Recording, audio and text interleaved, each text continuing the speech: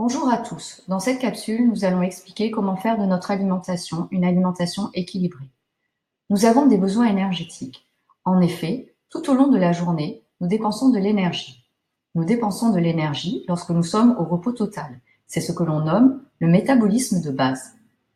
Nous dépensons de l'énergie lorsque nous pratiquons des activités physiques. Il s'agit aussi bien de quelques déplacements ou mouvements que d'activités véritablement sportives.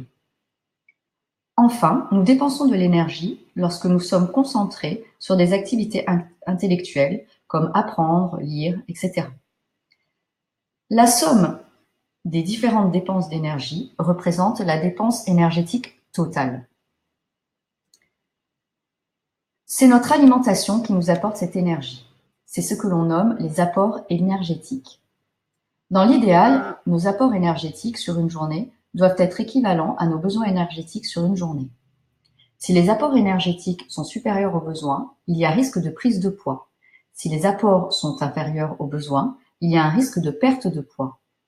Par ailleurs, pour être équilibré, un repas doit apporter des aliments fonctionnels, des aliments bâtisseurs et énergétiques. Il doit pour cela être composé d'aliments variés, avec 20% de lipides, 50% de glucides et 30% de protéines. En résumé, pour qu'un repas soit équilibré, ses apports énergétiques doivent être équivalents aux besoins énergétiques de l'organisme. Par ailleurs, ce repas doit être constitué d'aliments variés. Je vous remercie d'avoir regardé cette capsule. À très bientôt en cours de SVT.